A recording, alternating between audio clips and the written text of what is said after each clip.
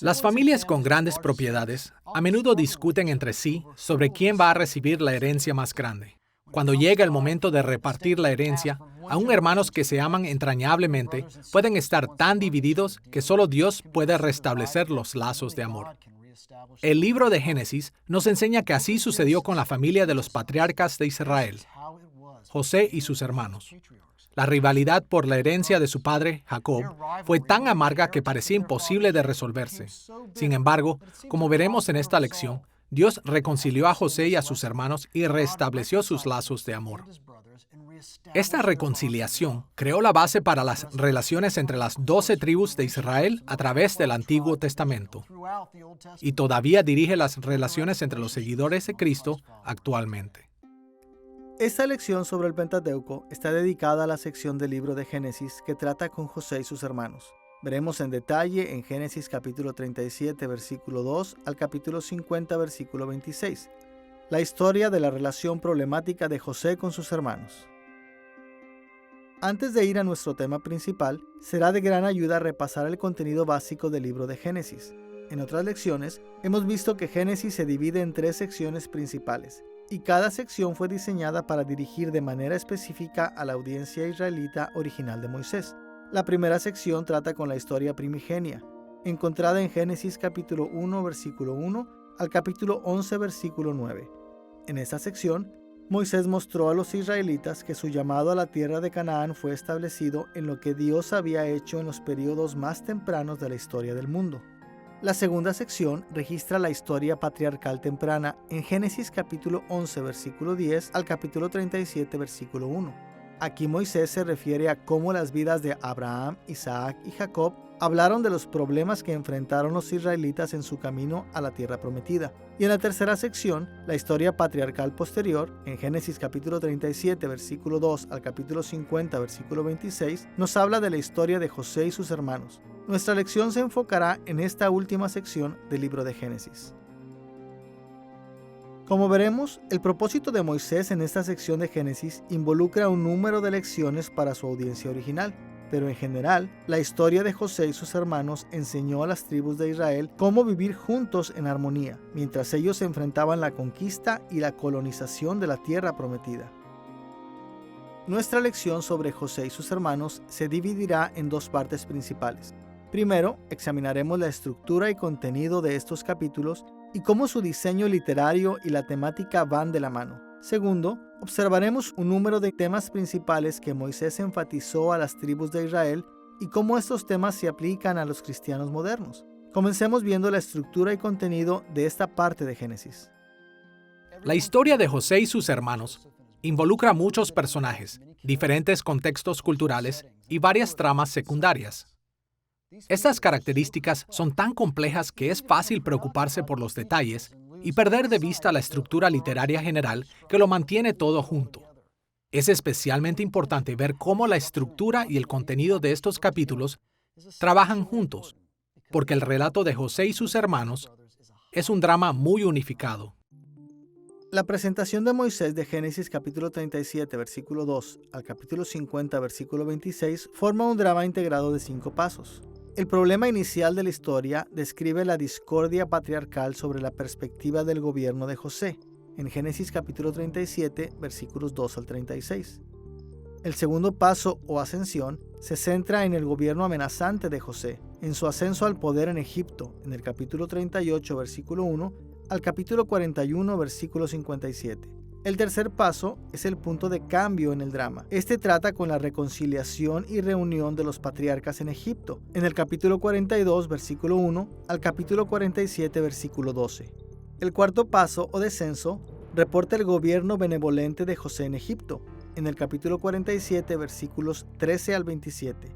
Y la resolución final del drama describe la armonía patriarcal bajo el gobierno de José, en el capítulo 47, versículo 28, al capítulo 50, versículo 26.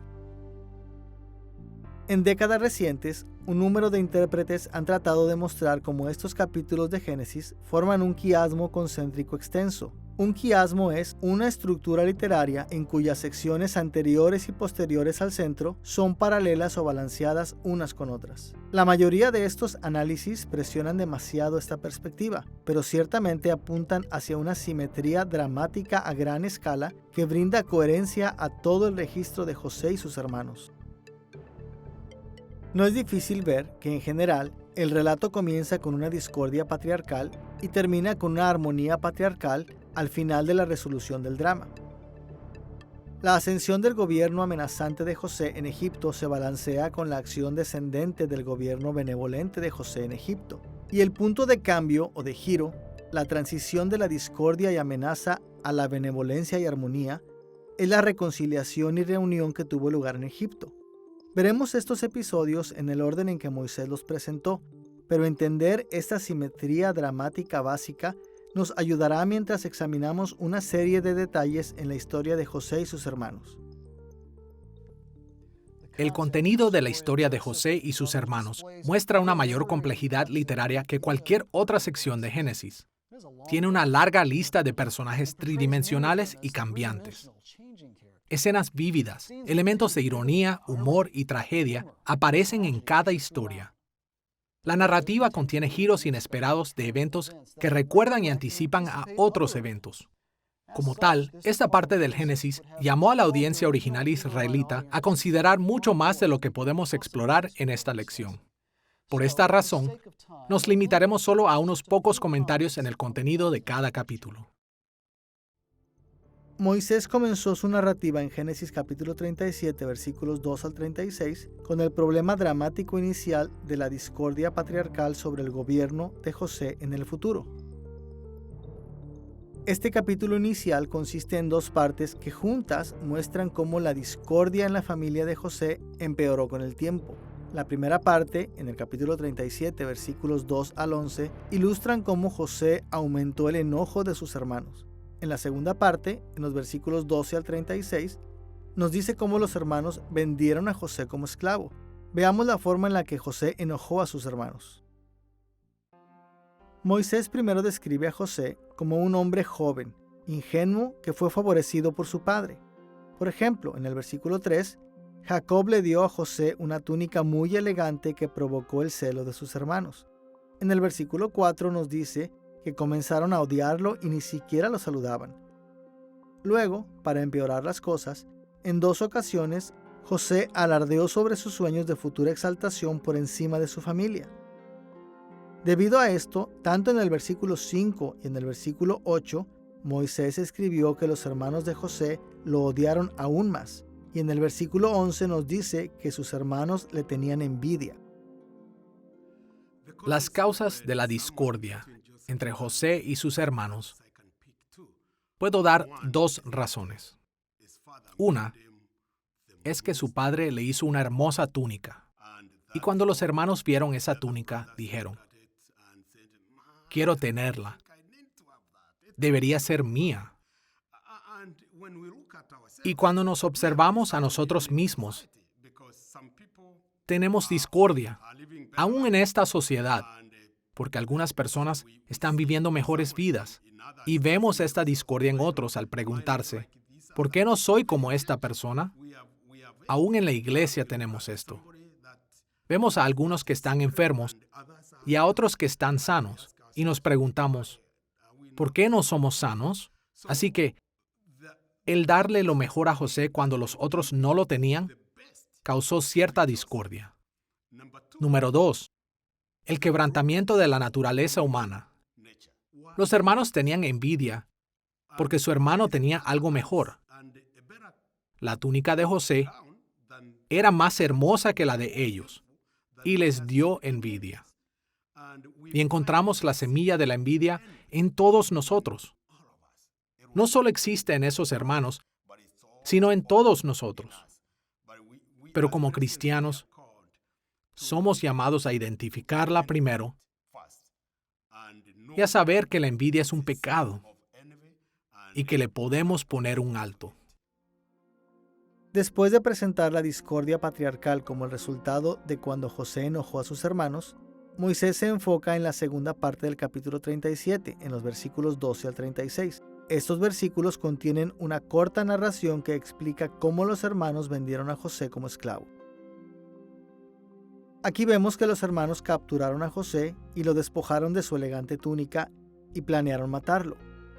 El hermano mayor, Rubén, trató en vano de ayudar a escapar a José, pero al final fue Judá quien convenció a los otros a venderlo como esclavo en lugar de matarlo. Este episodio termina con el trágico engaño de los hermanos de José a Jacob su padre, diciéndole que José había sido devorado por un animal salvaje. Los hermanos se presentaron ante Jacob con la túnica de José manchada de sangre y Jacob cayó en un profundo luto. Juntos, estos dos episodios introducen el dramático problema que establece el curso de la historia de José y sus hermanos. Este fue el comienzo de la trágica discordia entre las tribus patriarcales de Israel. Después del problema inicial de la discordia patriarcal sobre el gobierno de José en el futuro, Moisés va al segundo paso. En el capítulo 38, versículo 1 al capítulo 41, versículo 57, Moisés habla del surgimiento del gobierno amenazante de José. En este paso, Moisés empleó una ironía dramática dándole a su audiencia puntos de vista que los personajes de la historia no tuvieron. Primero, los hermanos de José, representados aquí por Judá, vivieron en Canaán seguros de que detuvieron la posibilidad que José tenía de ganar superioridad sobre ellos. Pero para los otros personajes era desconocido que muy lejos, en Egipto, el poder de José estaba creciendo. Dios estaba convirtiendo la esclavitud de José en su camino hacia la exaltación sobre su familia. El enfoque del gobierno amenazante de José se divide en dos secciones principales. Primero, el capítulo 38, versículo 1 al 30, describe el pecado de Judá contra Tamar en Canaán. Segundo, en el capítulo 39, versículo 1 al capítulo 41, versículo 57, aprendemos del éxito de José en Egipto. Veamos primero el pecado de Judá en Canaán. Judá se convierte en el enfoque central de este capítulo porque él, en lugar de Rubén, evitó que sus hermanos mataran a José en el episodio anterior. Así que esta sección representa las acciones del hijo de Jacob, quien tuvo el más alto lugar entre sus hermanos. El episodio del pecado de Judá en Canaán comienza en el capítulo 38, versículos 1 al 5, con el reporte del nacimiento de los hijos de Judá. El tono moral se establece en el versículo 2 cuando vemos que Judá se casó con una mujer cananea. En los versículos 6 al 11 encontramos un relato de los hijos de Judá y Tamar. Primero, Judá le dio a Tamar su hijo mayor, Er. Cuando Er murió, Judá le dio a Tamar su segundo hijo, Onán. La práctica del levirato o el matrimonio de una viuda sin hijos con su cuñado estaba ordenado en Deuteronomio capítulo 25, versículos 5 al 10. Esta práctica aseguraba un heredero al hermano que había muerto y protegía a su viuda. Pero en el versículo 9, Onán rechazó darle a Tamar un hijo. Así que en el versículo 10, Dios tomó la vida de Onán también. Judá tenía miedo de que su tercer hijo, el joven Selá, enfrentara el mismo destino, así que se negó a darlo en matrimonio a Tamar. En lugar de eso, la mandó de regreso a su padre avergonzada. En los versículos 12 al 26 encontramos el relato de la seducción de Tamar a Judá. Cuando Tamar se dio cuenta de que ella no se iba a casar con Selá, se disfrazó como una prostituta y sedujo a Judá. Hábilmente engañó a Judá, quedándose con su sello, su cordón y su bastón que él le dio en lugar de pago. 3 meses después, en los versículos 24 al 26, Judá escucha que Tamar estaba embarazada e indignado ordena su ejecución. Pero Tamar sacó el sello, el cordón y el bastón que Judá le había dado, y cuando Judá se dio cuenta de lo que él había hecho, admitió su culpa. Escuchemos Génesis capítulo 38, versículo 26, donde Judá dice: «Su conducta es más justa que la mía, pues yo no la di por esposa a mi hijo Selá». Como este versículo indica, el patriarca Judá admitió que su pecado fue mucho peor que cualquier cosa que Tamar hubiera hecho, y él fue ejemplar en su humilde confesión y arrepentimiento. Como resultado de su cambio de corazón, la historia del pecado de Judá contra Tamar tiene un final positivo. En contraste con el segmento de apertura acerca de los hijos de Judá con la mujer cananea, Moisés cerró esta sección en los versículos 27 al 30 con un reporte del nacimiento de los hijos de Judá a través de Tamar. Ambos, Fares y Zara, se convirtieron en hombres prominentes en la tribu de Judá. Con los eventos del pecado de Judá en Canaán en mente, vayamos a la segunda sección asociada con el gobierno amenazante de José. Esta sección se encuentra en Génesis capítulo 39, versículo 1 al capítulo 41, versículo 57, en un largo relato del éxito de José en Egipto. Esta sección se divide en 3 segmentos principales. El primer segmento reporta a José dirigiéndose de la casa de Potifar a la prisión, en el capítulo 39, versículos 1 al 23. Después de que José llegó a Egipto, rápidamente recibió el favor de Potifar y gobernó sobre su casa. Pero la esposa de Potifar trató de seducir a José. Cuando ella falló, acusó a José de mala conducta. Aunque José resistió sus ofrecimientos, Potifar creyó las falsas acusaciones de su esposa y envió a José a la cárcel, donde José rápidamente ganó la confianza del carcelero. Debido a que este episodio sigue la narrativa del pecado de Judá con Tamar, es claro el contraste entre la inmoralidad de Judá y la pureza moral de José. Cuando leo la historia de Judá y Tamar, siento como si debería de cortar y pegar la historia, colocándola en algún otro lugar. Pero cuando leemos el contexto, vemos por qué Dios ha puesto esta historia, después de haber comenzado con la historia de José. Creo que lo hizo porque quería mostrar el contraste entre un hombre justo y uno injusto. José resiste la tentación sexual de la esposa de Potifar, y Judá se involucra en prostitución, quizá incluso en el santuario religioso. Y vemos el contraste, ya que Dios está bendiciendo a José con una doble porción del primogénito, aunque no es el primogénito, pero es el que dirige a su familia de una manera más justa. Segundo, en el capítulo 40, versículo 1 al capítulo 41, versículo 45, José se mudó de la prisión a la corte de Faraón. En este segmento, Moisés explicó cómo José ascendió al poder al interpretar sueños de los oficiales de Faraón. Después, él interpretó los sueños de Faraón concernientes a 7 años de abundancia y 7 años de hambruna. En el tercer segmento, en el capítulo 41, versículos 46 al 57, Moisés resumió el gobierno de José en casa de Faraón. En este segmento, Moisés reportó varias maneras en las que José ejerció autoridad en Egipto. Era el segundo solo bajo Faraón mismo. En cada segmento del éxito de José, Moisés dejó claro que José ascendió al poder no por su propio ingenio, sino por la mano de Dios. Ahora que hemos explorado la discordia patriarcal sobre el futuro gobierno de José y el gobierno amenazante de José en Egipto, debemos movernos al punto de cambio central de la historia, la reconciliación y reunión de los patriarcas en Egipto, registrado en Génesis capítulo 42, versículo 1 al capítulo 47, versículo 12. Esta narración central de la reconciliación y reunión consiste en 3 viajes estrechamente conectados que hizo la familia de José de Canaán a Egipto. El primer viaje está en Génesis capítulo 42, versículos 1 al 38. El segundo viaje se encuentra desde el capítulo 43, versículo 1 al capítulo 45, versículo 28. Y el tercer viaje puede verse en el capítulo 46, versículo 1 al capítulo 47, versículo 12. Veamos el primer viaje.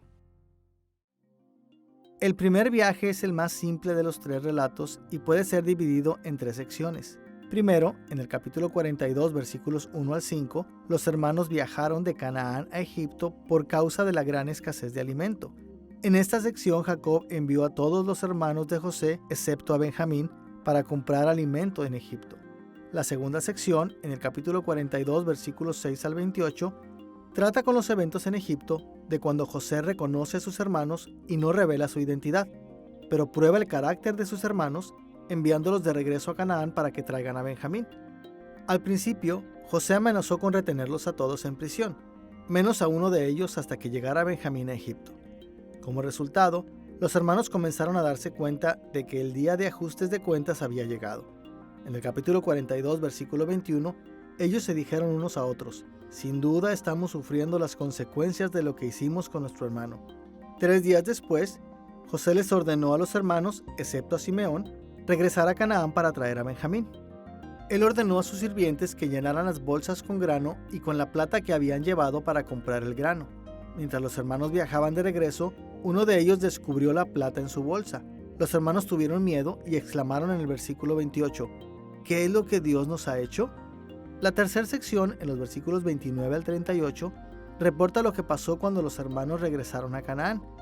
Ellos trataron de persuadir a su padre de enviar a Benjamín de regreso con ellos a Egipto, pero Jacob se negó, así que los hermanos permanecieron en Canaán. Habiendo visto brevemente el primer viaje, vayamos a los eventos del segundo viaje en Génesis capítulo 43, versículo 1 al capítulo 45, versículo 28. Aunque es algo más complejo que el primer viaje, el segundo viaje también se divide en tres segmentos principales. El primer segmento, en el capítulo 43, versículos 1 al 14, precede el viaje de los hermanos a Egipto. Después de que su suministro de alimentos se había acabado, Jacob finalmente accede a enviar a Benjamín junto con sus hermanos de regreso a Egipto. El segundo segmento, en el capítulo 43, versículo 15 al capítulo 45, versículo 24, consiste en largas descripciones de los eventos en Egipto. Primero, en el capítulo 43, versículos 15 al 34, José recibe a sus hermanos con una gran fiesta en su casa, pero continúa guardando su identidad en secreto. De acuerdo al capítulo 43, versículo 30, José se conmovió tanto al ver a Benjamín que salió del cuarto a llorar en privado. En el capítulo 44, versículos 1 al 13, José probó a sus hermanos más allá. Él ordenó a su mayordomo que llenara sus sacos con grano y con plata y que pusiera una copa de plata en el saco de Benjamín. Entonces José envió a sus hermanos de regreso a Canaán. Sin embargo, a petición de José, el mayordomo alcanzó a los hermanos y encontró la copa de plata en el saco de Benjamín y trajo a los hermanos de vuelta a casa de José. En los versículos 14 al 34, Judá ruega por la misericordia de José y admite en el versículo 16, Dios ha puesto al descubierto la maldad de sus siervos. Judá entonces voluntariamente se ofreció a quedarse en Egipto en lugar de Benjamín. José se conmovió por la humilde súplica de Judá. Y en el capítulo 45, versículos 1 al 15, José finalmente revela su identidad a sus hermanos. El capítulo 45, versículo 2 nos dice que José comenzó a llorar tan fuerte que los egipcios se enteraron y la noticia llegó hasta la casa de Faraón. José explicó en el versículo 7 que Dios lo había enviado a Egipto para salvarles la vida de manera extraordinaria y de ese modo asegurarles descendencia sobre la tierra. Entonces ordenó a sus hermanos traer a su padre Jacob a Egipto. Esta escena cierra en los versículos 14 y 15 con una conmovedora escena de José y Benjamín llorando mientras se abrazan el uno al otro, y con José besando y hablando con todos sus hermanos. La sección central de la historia de José es acerca de la reconciliación entre José y sus hermanos. José estaba en Egipto, sufrió dificultades y ahora sus hermanos han venido a buscar comida y alivio de la hambruna. Pero en medio de esto, en el capítulo 45 especialmente, tenemos esta magnífica imagen. En realidad es magnífica. Es una de las secciones más dramáticas y emocionantes de todo el libro de Génesis. Y es cuando José y sus hermanos finalmente se reconcilian. Lo que encontramos es que se abrazan y están llorando y llorando y llorando. Lloran tanto en este capítulo y el anterior que los egipcios se preguntan, ¿por qué todo este llanto? Es una imagen preciosa, porque hubo tanta discordia entre los hermanos. Pero en ese momento están completamente unificados. Y esa unión viene cuando José prueba a sus hermanos y encuentra que eran personas diferentes. Ya no son como eran en el principio, cuando lo vendieron, cuando engañaron a su padre. Eran diferentes. Y algunos, como Judá, se destacan de manera particular por su cambio.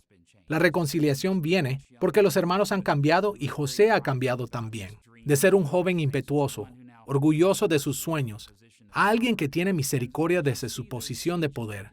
Y al ver estos cambios en estos capítulos, hace que esta escena de ellos llorando y abrazándose unos a otros sea muy valiosa y obviamente afectó las mentes de los israelitas en los días de Moisés.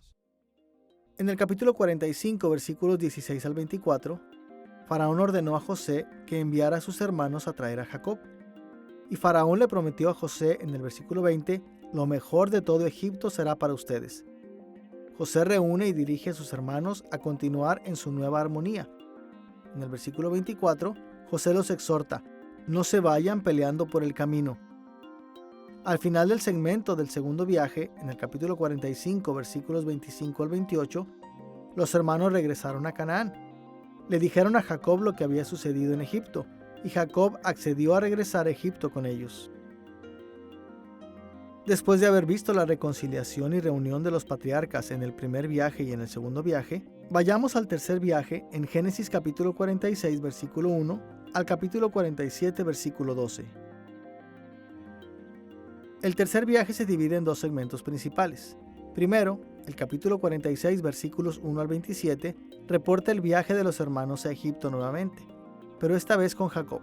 En los versículos 1 al 7, aprendemos el itinerario del viaje y la seguridad de que Dios bendeciría a Jacob en Egipto. La secuencia del viaje se cierra en el capítulo 46, versículos 8 al 27, con la lista de los hijos de Jacob y sus nietos que fueron a Egipto. Segundo, así como en el primer y segundo viaje, el capítulo 46, versículo 28 al capítulo 47, versículo 12, proveen un segmento sobre los eventos en Egipto. El capítulo 46, versículos 28 al 30, trata con la reunión de Jacob con José, en donde Judá tuvo un rol importante. Y seguido de esto, en el capítulo 46, versículo 31 al capítulo 47, versículo 12, Faraón recibió a la familia de José y les permitió vivir en la tierra de Gosén bajo el cuidado de José. Después de escribir de la reconciliación y reunión de los patriarcas, Moisés fue al cuarto paso o el descenso de esta historia. En Génesis capítulo 47, versículos 13 al 27, Moisés habló del gobierno benevolente de José en Egipto. En el capítulo 47, versículos 13 al 26, aprendemos que la hambruna empeoró con el tiempo. José hizo que la comida estuviera disponible en todo Egipto y Canaán, y él consolidó el poder de Faraón al comprar ganado y tierras de la gente en Egipto y de Canaán a cambio de comida. En el proceso, él salvó un número incontable de vidas. Al final de este relato, en Génesis capítulo 47, versículo 27, Moisés comentó sobre cómo el gobierno de José benefició a Jacob y a sus hijos. Moisés escribió: los israelitas se asentaron en Egipto, en la región de Gosén. Allí adquirieron propiedades, prosperaron y llegaron a ser muy numerosos. Siguiendo la discordia patriarcal inicial, el surgimiento del gobierno amenazante de José, la reconciliación y reunión de los hermanos y el gobierno benevolente de José en Egipto, llegamos al último paso del registro de Moisés sobre José y sus hermanos. En Génesis capítulo 47, versículo 28 al capítulo 50, versículo 26, la familia de José experimentó la armonía patriarcal bajo el gobierno de José. Este último paso resolvió el problema inicial de la discordia entre los patriarcas y se enfocó en la armonía de la familia de José. Esto estableció bendiciones para Israel que fueron particularmente importantes para la primera audiencia de Moisés. Los capítulos sobre la armonía patriarcal se dividen en dos secciones principales. En primer lugar, en Génesis capítulo 47, versículo 28 al capítulo 50, versículo 14, Moisés llamó la atención sobre los perdurables arreglos familiares de Jacob establecidos en sus últimos días. Después, en Génesis capítulo 50, versículos 15 al 26, vemos los perdurables arreglos familiares de José. Veamos primero los arreglos familiares de Jacob. Esta sección comienza con Jacob cerca del tiempo de su muerte en el capítulo 47, versículos 28 al 31. Moisés explicó que Jacob pide un juramento a José de sepultarlo en Canaán. A continuación, en el capítulo 48, versículo 1 al capítulo 49, versículo 28, leemos de dos encuentros separados que involucran las bendiciones de Jacob. En el primer encuentro, en el capítulo 48, versículos 1 al 22, Jacob bendice en privado a José y a sus hijos, Efraín y Manasés. Aquí, José recibió el honor de una doble herencia, normalmente dada al hijo primogénito, porque Jacob determinó tratar a Efraín y a Manasés de igual manera que a sus tíos. Pero, inesperablemente, Jacob le da a Efraín, el segundo hijo de José, prominencia sobre Manasés, el primogénito. En el capítulo 49, versículos 1 al 28, después de la exaltación de José y de sus hijos en forma privada, todos los hijos de Jacob recibieron su bendición final. Jacob reunió a sus hijos y uno por uno el patriarca los bendijo de maneras que fueron apropiadas a las formas en que habían vivido. Como bendiciones finales de Jacob, estos arreglos fueron hechos para las generaciones por venir. Esta sección se cierra en Génesis capítulo 49, versículo 29 al capítulo 50, versículo 14, donde conocemos de la muerte y sepultura de Jacob. En estos versículos, José cumplió los deseos de su padre de ser sepultado en Canaán. Después, él regresó a Egipto. La armonía patriarcal bajo el gobierno de José no solo incluye una sección sobre los arreglos familiares de Jacob, también incorpora los arreglos familiares de José en Génesis capítulo 50, versículos 15 al 26. Esta pequeña sección se divide en dos pequeños reportes. En el capítulo 50, versículos 15 al 21, José reafirma a sus hermanos su bondad. Los hermanos de José apelaron por su perdón y José amablemente los perdonó. Una de las cosas que vemos en la historia de José y sus hermanos es el poder del perdón. El poder de confiar en los buenos propósitos de Dios para nosotros. Incluso cuando las circunstancias son extremadamente difíciles para nosotros. Podemos ver a aquellos que no están en las mismas circunstancias difíciles.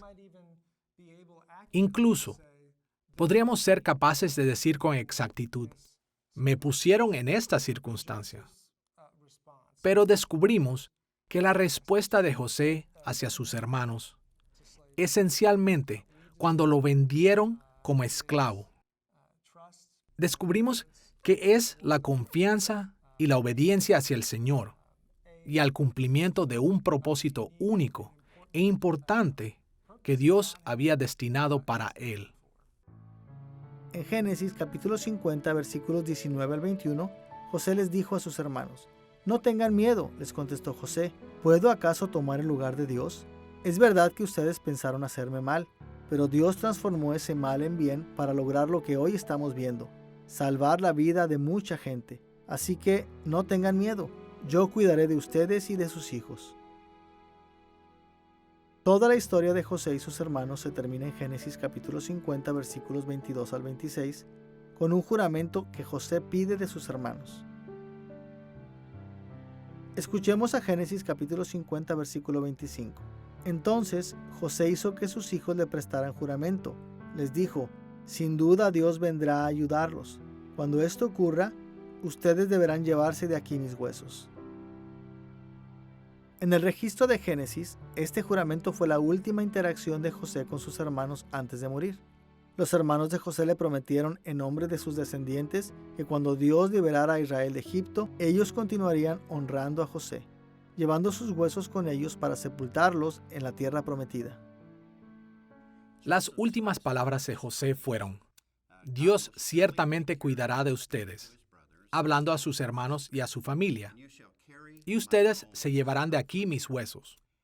Como gobernador egipcio, probablemente cuando José murió, fue embalsamado y colocado en un sarcófago. Cada vez que ellos vieran ese sarcófago, pensarían en la promesa que le hicieron a José y la promesa que fue dada a los patriarcas de que regresarían a la tierra. José dijo, «Lleven mis huesos con ustedes, pónganme en la tierra prometida con ustedes». Esto fue parte de su aceptación de la promesa de Dios. Y cuando los judíos dejaron Egipto, Moisés tomó con ellos los huesos de José, los cuales se convirtieron en un símbolo, una ayuda visual de la gran promesa que Dios le dio al pueblo de Israel de estar en una tierra prometida. Así que los huesos fueron finalmente sepultados en Siquem. Y el punto aquí es muy simple. Las promesas de Dios deben ser más reales que cualquier otra cosa en la vida. Dios cumple sus promesas. Hasta este punto en nuestra lección sobre José y sus hermanos, hemos visto la estructura y contenido del relato de Moisés. Ahora debemos ir al segundo tema principal de nuestra lección, los temas principales de estos capítulos. Al igual que con la aplicación moderna, la historia de José y sus hermanos tenía muchas implicaciones para la audiencia original, más de las que podríamos mencionar. Pero si observamos estos capítulos dentro del marco de la audiencia original, ciertos temas estarían en primer plano. No cubren todas las formas de cómo la historia de José podría impactar a la audiencia original, ni tampoco representan todas las maneras de aplicarlas hoy en día, pero nos dan una orientación hacia las características más importantes de esta parte de Génesis. Veremos algunos de los temas principales de estos capítulos en dos formas. Primero, haremos algunos comentarios sobre cómo podemos abordar algunos énfasis compartidos que aparecen tanto en la historia de José y en los registros de Abraham, Isaac y Jacob. Y segundo, observaremos más cuidadosamente dos énfasis especiales que se destacan en la historia de José y sus hermanos. Veamos primero una serie de énfasis compartidos. Como hemos visto en otras lecciones sobre Génesis, 4 temas principales aparecen en las narrativas concernientes a las vidas de Abraham, Isaac y Jacob. Estos temas aparecen en la historia de José y sus hermanos también. Un énfasis en la gracia de Dios para Israel, el requerimiento de la lealtad de Israel hacia Dios, las bendiciones de Dios para Israel y las bendiciones de Dios a través de Israel para otros. Reflexionemos por un momento sobre la forma de abordar el tema de la gracia de Dios para Israel en esta parte de la Biblia. Las Escrituras usan términos específicos para la gracia divina, misericordia y bondad. Esos términos se ven muy poco en la historia de José. No obstante, encontramos el tema de la gracia de Dios a lo largo de estos capítulos. En lo que llamaremos ese mundo de los días de José, Dios les recordó a José y a su familia de manera ocasional acerca de la gracia otorgada por él en el pasado. Dios también mostró a José y a su familia su gracia continua a cada paso. Y cuando Dios señaló los eventos del futuro, a menudo indicó cómo José y su familia algún día recibirían su gracia futura, especialmente la gracia de regresar a la tierra prometida. Sin embargo, estos 3 tipos de gracia no son las únicas que formaron la historia de José. Moisés también escribió acerca de la gracia otorgada por Dios en el mundo de José para que su audiencia original pudiera reflexionar sobre las muchas formas en las que Dios ya les había mostrado gracia en su mundo. Igualmente, como seguidores de Cristo, podemos aplicar la gracia que Dios mostró a José y a su familia a nuestro mundo también. Hay muchas maneras para hacer esto, pero generalmente es útil pensar en términos de las 3 etapas del reino de Cristo. Desde nuestra perspectiva del Nuevo Testamento, la gracia que Dios otorgó en el pasado a José y a sus hermanos se aplica a nosotros así como fue mostrada en la primera venida de Cristo, en la inauguración de su reino. Cada vez que vemos la gracia continua de Dios en la historia de José, se nos recuerda de la gracia continua en nuestras vidas diariamente a través de la continuación del reino de Cristo. Y así como José y su familia esperaban la gracia futura de Dios, nosotros tenemos esperanza en la misericordia de Dios en la consumación del reino de Cristo en los cielos nuevos y la tierra nueva. Junto con el énfasis compartido de la gracia de Dios para Israel, veamos el requerimiento de la lealtad de Israel hacia Dios. Una de las más inusuales características de la narración que hace Moisés acerca de ese mundo de José y sus hermanos es que Moisés nunca citó instrucciones verbales o mandamientos de Dios. En su lugar, Moisés esperaba que los israelitas evaluaran la lealtad que José le tenía a Dios en ese mundo a la luz de la ley que recibieron en su mundo. Por supuesto que Moisés sabía que los patriarcas no podían ganar su salvación a través de la lealtad hacia la ley de Dios. Eso siempre ha sido imposible. Sin embargo, tanto su obediencia como su desobediencia muestran la verdadera condición de sus corazones en cada etapa de la historia. Y Moisés llamó a su audiencia a examinar sus propios corazones a la luz de la historia de José. En cambio, por el lado negativo, Moisés no tuvo que hablar directamente acerca de la desaprobación de Dios del plan de los hermanos de matar a José. Su audiencia ya sabía que eso quebrantaba el 6º mandamiento en contra del asesinato en Éxodo capítulo 20, versículo 13. El vender a José como esclavo violó leyes como Deuteronomio capítulo 24, versículo 7. Los hermanos quebrantaron el mandamiento en Éxodo capítulo 20, versículo 12, de honrar a padre y a madre cuando ellos engañaron a Jacob. Cuando Judá durmió con Tamar, pensando que era una prostituta, él violó los mandamientos contra la inmoralidad sexual en Éxodo capítulo 20, versículo 14, y otras leyes como Levítico capítulo 19, versículo 29. Pero, por el lado positivo, Moisés también se basó en el conocimiento de su audiencia sobre la ley de Dios para identificar cuando José y sus hermanos fueron leales hacia Dios. Por ejemplo, José, conforme al séptimo y décimo mandamiento en Éxodo capítulo 20 versículos 14 y 17, exhibió la moralidad sexual de José al resistir la seducción de la esposa de Potifar. Después, en pasajes como Génesis capítulo 46 versículos 29 al 34, José y sus hermanos honraron a su padre de acuerdo al quinto mandamiento en Éxodo capítulo 20 versículo 12. El arrepentimiento y la humildad de los hermanos ante José reflejó las leyes de Levítico capítulo 5 versículo 5. La bondad y misericordia de José hacia sus hermanos fue fiel a pasajes como Levítico capítulo 19 versículo 18. Así, podemos ver que como Moisés describió la lealtad y deslealtad en ese mundo, él también llamó la atención a la lealtad y deslealtad de su audiencia original israelita en su mundo. Como cristianos modernos, hay por lo menos 3 maneras principales en las que debemos tratar la lealtad y deslealtad hacia Dios en la historia de José. Primero, debemos comparar y contrastar estos ejemplos con la perfecta obediencia de Jesús hacia Dios, especialmente en la inauguración de su reino. Segundo, debemos estar listos para aplicar los principios morales de la historia de José a nuestras vidas diarias durante la continuación del reino de Cristo. Y finalmente, el requerimiento de lealtad en la historia de José debe llamar nuestra atención hacia lo que pasará en el regreso de Cristo en la consumación de su reino. En ese momento, todos los que hemos ejercido la fe salvadora en Cristo seremos plenamente reivindicados y transformados en siervos perfectamente obedientes a Dios en los cielos nuevos y la tierra nueva. Hemos observado el énfasis compartido de la gracia de Dios para Israel y de la lealtad de Israel hacia Dios. El tercer énfasis compartido tanto por la historia de José como por la historia patriarcal temprana es el tema de las bendiciones de Dios para Israel. En términos de ese mundo de José y sus hermanos, debemos mencionar que algunas veces Dios derramó sus bendiciones a pesar de la deslealtad de los patriarcas y otras veces en respuesta a su lealtad. Moisés diseñó el tema de las bendiciones de Dios para su pueblo en ese mundo para hacer conciencia a su audiencia original de las incontables maneras en las que Dios les derramó bendiciones en su mundo, tanto a pesar de su deslealtad como en respuesta a su lealtad. De la misma manera, las bendiciones de Dios en la historia de José y sus hermanos se aplican a nuestro mundo hoy en día. Algunas veces esto a pesar de nuestra deslealtad y otras veces en respuesta a nuestra lealtad.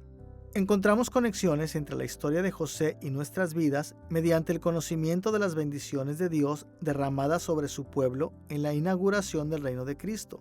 También reconocemos cómo Él nos bendice ahora en la continuación del reino de Cristo, y esperamos que Dios nos bendiga en la consumación del reino de Cristo. Junto con los énfasis compartidos de la gracia de Dios para Israel, la lealtad de Israel hacia Dios y las bendiciones de Dios para Israel, la historia de José también comparte un énfasis sobre las bendiciones de Dios a través de Israel para otros. Pasajes como Génesis capítulo 12 versículo 3, capítulo 22 versículo 18 y capítulo 26 versículo 4 nos dicen que Dios bendijo a Israel y ordenó a Abraham y a sus descendientes a extender su reino y sus bendiciones a todas las naciones. Este tema aparece en ese mundo de José principalmente en las formas en las que el gobierno de José en Egipto llevó bendiciones a otros. Por ejemplo, José fue una bendición para Potifar en Génesis capítulo 39 versículo 5. Él también fue una bendición para el carcelero en la prisión de Faraón en Génesis capítulo 39 versículo 22. Y José bendijo a Faraón cuando le interpretó su sueño en el capítulo 41 versículo 25. Pero las más grandes bendiciones para otros vinieron en la cima del poder de José cuando bendijo a los egipcios y a muchas naciones. Como reporta Génesis capítulo 41 versículos 56 y 57, cuando ya el hambre se había extendido por todo el territorio y había arreciado, José abrió los graneros para vender alimento a los egipcios.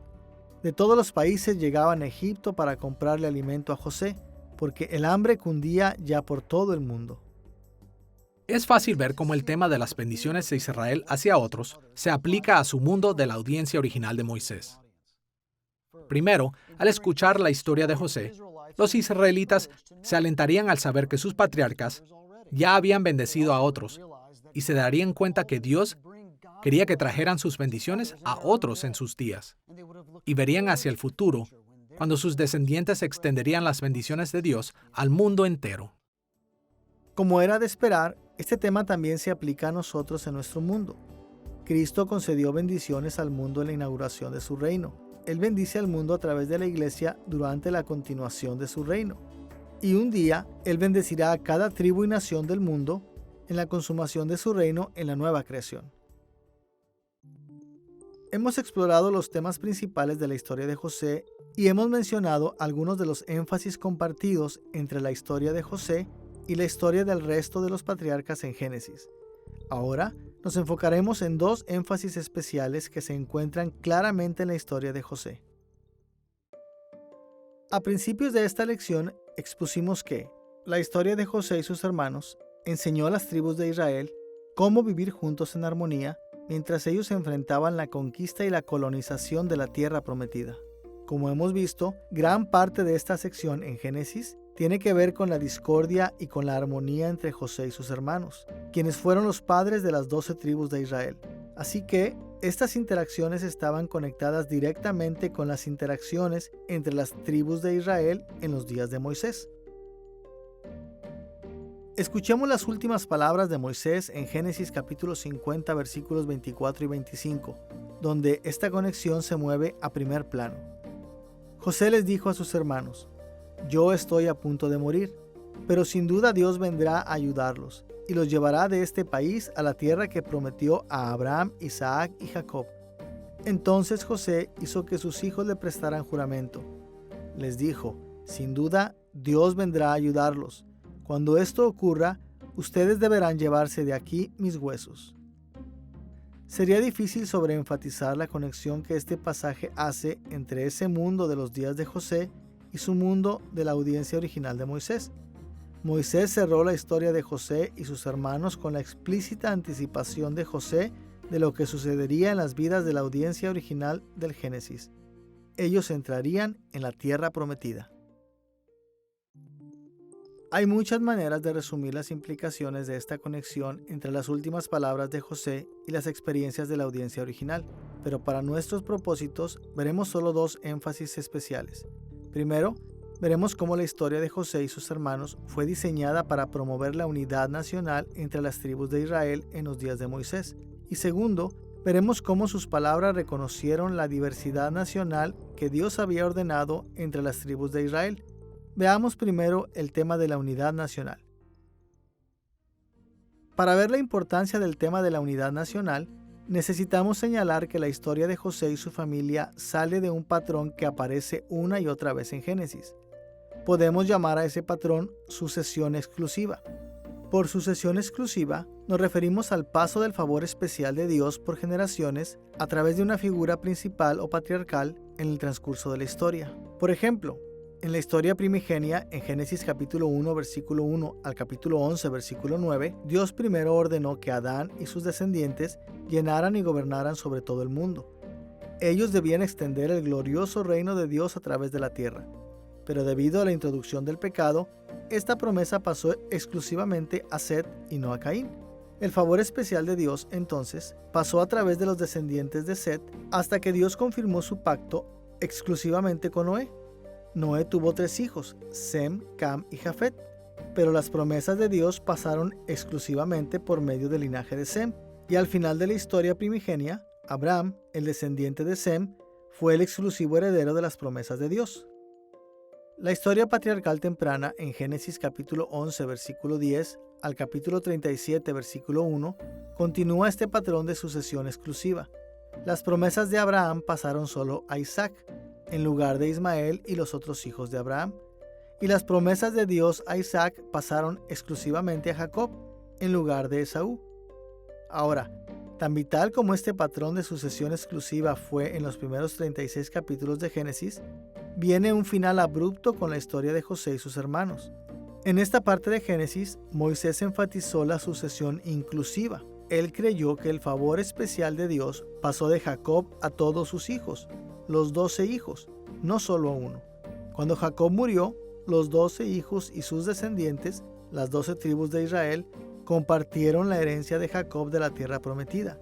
Y esta distribución inclusiva de la herencia de Jacob a los 12 hijos llamó a la audiencia israelita de Moisés a la unidad nacional.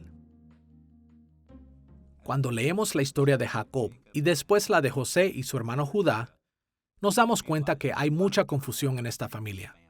Hay muchos conflictos, celos, contiendas, y Dios no quiere que el pueblo del pacto viva de esta manera. Y yo creo que la historia se convierte en un paradigma, por la forma en la que Dios trabaja en su pueblo del pacto al traerlos a la unidad, ya que no hubo más conflicto entre José y Judá y terminaron unificados. Este es un buen ejemplo para las generaciones siguientes. José y Judá son dos de las mayores tribus en Israel. Es un gran ejemplo del tipo de unidad que Dios quiere ver y que está tratando de producir en el pueblo del pacto. Como vimos antes, la historia de José y sus hermanos comenzó con la discordia causada por los pecados de los hermanos entre sí y terminó con la armonía entre ellos.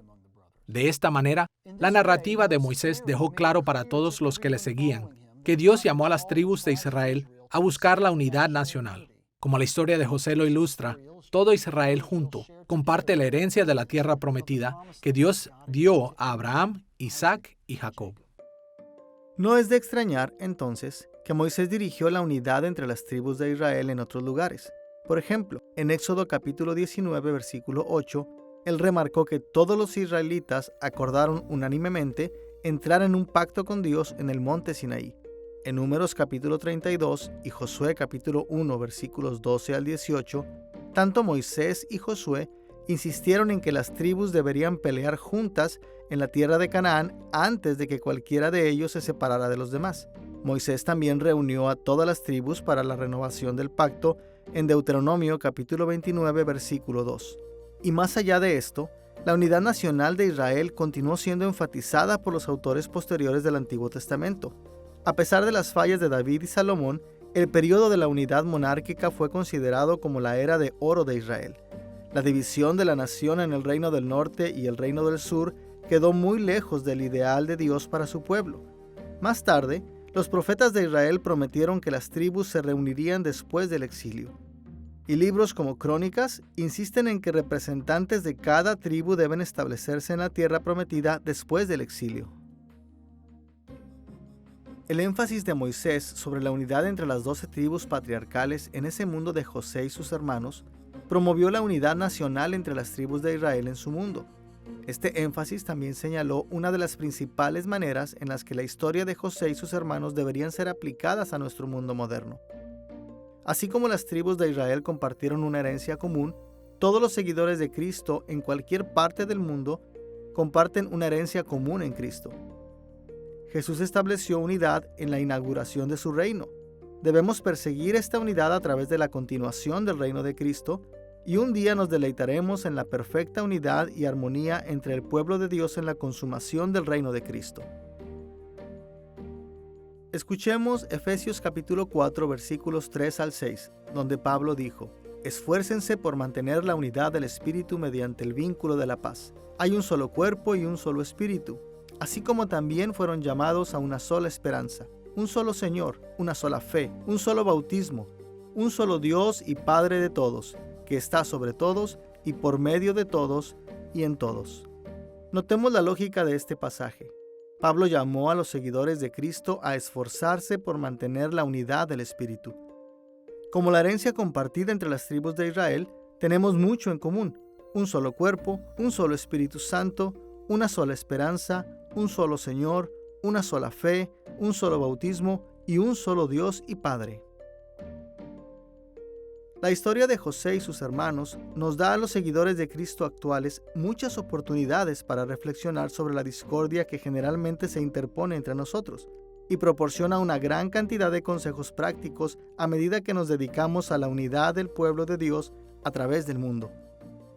La historia de José alentó a la unidad nacional entre los israelitas, porque José fue una persona que estaba llena de perdón, y el perdón es el único factor de unidad que tenemos, no solo para los israelitas, sino para nosotros como cristianos, para las familias, para la vida que vivimos en este mundo.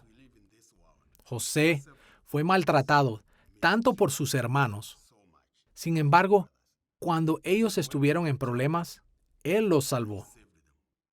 Y cuando vemos la historia de José y cómo Él perdonó, en realidad, Él perdonó algo demasiado grande. Ellos querían matarlo. Ellos no lo querían vivo. Ellos no querían volver a verlo nunca más. Pero José no quiso hacerles daño. Él tenía el poder. Él tenía la habilidad de dañarles si quería hacerlo. Pero él fue piadoso y más maduro en fe que ellos. Y esto se puede repetir. Se pudo replicar en Israel entre las 12 tribus. Se puede replicar entre nosotros, en nuestras propias familias, en nuestras iglesias, y puede ser replicado en nuestra sociedad. Ahora, tan valioso como es darse cuenta de que los énfasis especiales de Moisés promovieron la unidad nacional de Israel, también es importante darse cuenta por qué Moisés necesitó hacer esto. En pocas palabras, Moisés destacó la necesidad de la unidad porque Dios también había ordenado diversidad nacional para su pueblo. En resumen, todos los patriarcas tribales fueron herederos de Jacob, pero no todos fueron tratados precisamente de la misma manera. Por el contrario, el resto del Antiguo Testamento deja claro que Dios dio a las tribus de Israel diferentes privilegios y responsabilidades. Y Moisés enfatizó la necesidad de armonía entre las tribus de Israel por una razón principal. La unidad de Israel solo podría mantenerse si los israelitas reconocían que Dios mismo había ordenado sus diversos privilegios y responsabilidades tribales. Similar al tema de la unidad, el tema de la diversidad está entrelazado en cada parte de la historia de José y sus hermanos, pero es particularmente prominente en Génesis capítulo 47, versículo 28 al capítulo 49, versículo 33. En estos capítulos, Jacob distribuyó su herencia a sus 12 hijos, pero también estableció diferencias perdurables entre ellos y sus descendientes. En estos capítulos, Moisés promovió la diversidad nacional de Israel, diferenciando a los hijos de Jacob. Sin embargo, para nuestros propósitos, observaremos solo dos: Judá y sus descendientes, y por supuesto, José y sus descendientes. Consideremos primero el honor dado a Judá y sus descendientes. Moisés puso al patriarca Judá al centro de la escena muchas veces en estos capítulos para confirmar la prominencia que Dios había dado a Judá y a su tribu. Judá aparece primero en Génesis capítulo 37, versículos 12 al 36, cuando los hermanos trataron de matar a José. En los versículos 26 y 27, Judá se destacó de entre sus hermanos y exitosamente intervino a favor de José. Judá afirmó la armonía que debería haber caracterizado a los hermanos, recordándoles en el versículo 27, José es nuestro propio hermano. Y vemos aquí que el liderazgo de Judá fue reconocido cuando sus hermanos estuvieron de acuerdo con su plan. Judá aparece otra vez en el capítulo 38, versículos 1 al 30, cuando Moisés contó la historia del pecado de Judá en Canaán. Este episodio contrasta la inmoralidad de Judá con la integridad de José en la casa de Potifar. Pero en el capítulo 38, versículo 26, Moisés reveló la confesión humilde de Judá cuando él admitió que la conducta de Tamar fue más justa que la de él. Es claro que Dios aceptó el arrepentimiento de Judá porque Dios bendijo a Judá con hijos gemelos, Farés y Sara. Moisés dirigió la atención al liderazgo de Judá una vez más durante el segundo viaje de los patriarcas hacia Egipto en el capítulo 44, versículos 14 al 34. Cuando Benjamín fue acusado de robar una copa de plata, Judá se presentó ante José y suplicó por misericordia. Habló humildemente y se llamó a él mismo y a sus hermanos siervos de José. Expresó arrepentimiento sobre lo que él y sus hermanos habían hecho, confesando: Dios ha puesto al descubierto la maldad de sus siervos. Él honró a su padre al señalar: no soy capaz de ver la desgracia que le vendrá a mi padre si Benjamín no regresaba a Canaán. Y valerosamente ofreció permanecer en Egipto en lugar de su hermano. Y finalmente, en el capítulo 49, versículos 1 al 28, Judá se coloca en primer plano durante las bendiciones finales de Jacob. En los versículos 8 al 12, Jacob declaró que Judá y su tribu serían exaltados a una posición sin igual de liderazgo, y la tribu de Judá un día se convertiría en la tribu real de Israel. Escuchemos las palabras de Jacob en Génesis capítulo 49, versículos 8 al 10. Tú, Judá, serás alabado por tus hermanos. Dominarás a tus enemigos y tus propios hermanos se inclinarán ante ti. Mi hijo Judá es como un cachorro de león que se ha nutrido de la presa. Se tiende al acecho como leona que nadie se atreve a molestar. El cetro no se apartará de Judá, ni de entre sus pies el bastón de mando, hasta que llegue el verdadero rey, quien merece la obediencia de los pueblos. Notemos que dice, Judá, serás alabado por tus hermanos. Él colocará su mano y dominará a sus enemigos, significando que él superará a todo aquel que se le oponga. Y sus propios hermanos se inclinarán ante él. Fiel a sus anteriores caracterizaciones, Moisés indicó que la tribu de Judá tendría autoridad sobre las otras tribus de Israel. Es importante señalar que el cetro y el bastón de mando, símbolos de realeza, serán sostenidos por un descendiente de Judá. La familia real de Judá continuará rigiendo hasta que llegue el verdadero rey, quien merece la obediencia de los pueblos. Génesis capítulo 49, versículo 10 nos da la primera referencia explícita en las Escrituras al hecho de que un descendiente de Judá se convertirá en rey sobre todo el mundo. Esto es una clara referencia al Mesías de la casa de David, y este futuro rey cumplirá la promesa de Génesis capítulo 12, versículo 3, donde Dios le dijo a Abraham, por medio de ti serán bendecidas todas las familias de la tierra. A través de este rey, el reino de Dios llegará al mundo entero, y la obediencia de los pueblos será dada a este gran rey de Judá. No es difícil entender por qué Moisés enfatizó la exaltación de Judá en ese mundo para su audiencia original en su mundo. Judá no fue el primer hijo de Jacob, y ordinariamente él no podría tener tal prominencia. Así que, mientras Moisés escribió acerca de José y sus hermanos para promover la unidad nacional, él también esperaba que ellos mantuvieran esta unidad a la luz del hecho de que Dios exaltó a la tribu de Judá de esta manera. Hay también muchas implicaciones de la exaltación de Judá para los creyentes modernos de Cristo en nuestro mundo. Pero en el centro de todo esto está el hecho de que Dios prometió un rey supremo de la tribu de Judá. Y esta promesa se cumplió en el perfectamente justo Hijo de David, Jesús, el Rey del universo. Jesús tomó su trono en el cielo en la inauguración de su reino. Reina a través de la continuación de su reino hasta que todos sus enemigos sean puestos bajo sus pies. Y en la consumación de su reino, Él reinará por siempre sobre la nueva creación. Habiendo visto cómo Moisés enfatizó la diversidad nacional con Israel enfocándose en Judá y sus descendientes, vayamos a la obvia prominencia de José y sus descendientes en esta parte de Génesis. Como hemos visto, José es el personaje principal de Génesis, capítulo 37, versículo 2, al capítulo 50, versículo 26. Pero, a diferencia de sus hermanos, José es altamente idealizado en estos capítulos. De hecho, la única vez que Moisés insinuó una falla en el carácter de José fue en el primer episodio. En el capítulo 37, versículos 2 al 11, aprendemos que José enojó a sus hermanos. Él llevó a su padre malas noticias de sus hermanos y les presumió a ellos acerca de sus sueños del futuro. Pero aún esta característica negativa es sutil, y Moisés lo minimizó en el versículo 2, mencionando que José tenía solo 17 años. Aparte de esta insinuación de imperfección, el retrato de José es totalmente positivo. José sirvió fielmente a Potifar, resistió a la esposa de Potifar, no tuvo falla en su servicio a Faraón, sabiamente probó a sus hermanos cuando vinieron a él, fue compasivo con ellos aún después de la maldad que le hicieron, mostró amor por su padre y por Benjamín, bendijo a muchas naciones como líder de Egipto. En estas y muchas otras formas, Moisés describió a José justo como describió a Jacob en Génesis capítulo 49, versículo 26. José era el príncipe de entre sus hermanos. Ahora, sabemos por experiencia común que José debió haber pecado muchas veces en su vida. Esto es cierto para todas las personas de todas las edades, excepto para Jesús. Pero, ¿por qué Moisés idealizó a José de esta manera? ¿Cuál era su propósito? Dios le dio a José y a sus descendientes una prominencia especial entre las tribus de Israel.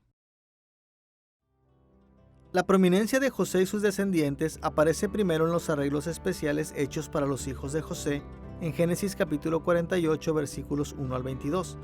En estos versículos, Jacob bendijo a los hijos de José, Efraín y Manasés, como si ellos fueran sus propios hijos. De acuerdo a Primera de Crónicas, capítulo 5, versículo 1, Rubén había perdido su estatus de primogénito debido a que él cometió incesto.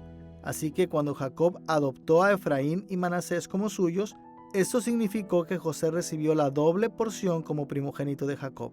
Uno de los segmentos más fascinantes de esta determinación aparece en el capítulo 48, versículos 13 al 20, donde Jacob bendice a Efraín sobre Manasés. José cuidadosamente coloca a sus hijos ante Jacob para que la mano derecha de Jacob, la mano de la mayor bendición, descansara sobre la cabeza de Manasés. La mano de menor bendición estuviera sobre la cabeza de Efraín. Esta disposición parece apropiada porque Manasés era el hijo primogénito, pero sin explicación alguna, Jacob cruzó sus manos mientras las extendía, así que su mano izquierda fue hacia Manasés y su mano derecha hacia Efraín. José, inconforme con esto, trató de mover las manos de Jacob a favor de Manasés. Pero escuchemos lo que sucedió enseguida en Génesis capítulo 48, versículo 19. Pero su padre se resistió y le contestó: «Ya lo sé, hijo, ya lo sé. También él gestará un pueblo y llegará a ser importante. Pero su hermano menor, Efraín, será aún más importante, y su descendencia dará origen a muchas naciones». O como puede decirse, toda una nación en ellos mismos. Pasajes como Números capítulo 2 versículos 18 al 21 y Deuteronomio capítulo 33 versículo 17 indican que Efraín fue más numeroso y prominente que Manasés. De hecho, el dominio de Efraín fue tan grande que después, durante el periodo de la monarquía dividida, toda la nación del norte de Israel a menudo la llamaban Efraín. Ahora, todo esto podría verse irrelevante para los seguidores modernos de Cristo, pero la prominencia inesperada dada a Efraín en ese mundo de José y sus hermanos señala un acuerdo ordenado por Dios que fue particularmente importante para la primera audiencia de Moisés en su mundo. Cuando Moisés escribió el libro de Génesis, estaba a punto de entregar el liderazgo de la nación a Josué, su protegido. Pero Josué no era de la tribu de Leví como Moisés y Aarón. Él no era de la tribu real de Judá. Josué era de la tribu de Efraín, la tribu que Dios bendijo con prominencia sobre todas las demás. De hecho, Moisés destacó este relato para validar la elección que había hecho de su sucesor. Solo después de la muerte de Josué fue que la tribu de Judá se elevó en distinción. Josué, el efraimita, dirigiría a la nación a la tierra prometida. Como seguidores modernos de Cristo, esta dimensión de la historia de José y sus hermanos nos llama a reconocer las diversas bendiciones y roles que Dios ha ordenado en nuestro mundo. En la inauguración de su reino, Jesús bendijo a su pueblo con una variedad de dones. Él constituyó a unos apóstoles, profetas, maestros y similares. Llamó a diferentes personas para diferentes tipos de derechos y privilegios. Cristo estableció esta diversidad, no para fragmentar a su pueblo, sino para unirlos entre sí. A través de la continuación del reino de Cristo, el Espíritu Santo derrama dones como Él lo desea, y aún en la consumación, veremos diversidad en las formas en las que Dios honrará a aquellos que han seguido a Cristo. Mientras aplicamos la historia de José y sus hermanos a nuestro mundo, debemos reconocer y valorar la variedad que Dios ha ordenado entre su pueblo en todas las edades. En esta lección sobre José y sus hermanos, vimos la estructura y contenido de la última división principal de Génesis, y vimos cómo Moisés usó estos capítulos para promover temas principales, incluyendo aquellos que aparecen en las primeras secciones de Génesis, y el énfasis especial de Moisés en estos capítulos sobre la unidad y diversidad de la nación de Israel. La historia de José y sus hermanos revela cuán difícil fue para los patriarcas de Israel vivir en paz unos con otros. Pero al final, Dios estableció lazos perdurables de amor entre ellos. Esta historia de discordia, reconciliación y armonía fue escrita originalmente para llamar a las 12 tribus de Israel al arrepentimiento y a la unidad como pueblo de Dios en sus días. Y esto nos llama hoy en día a resistir la división y a promover lazos de amor entre nosotros como seguidores de Cristo.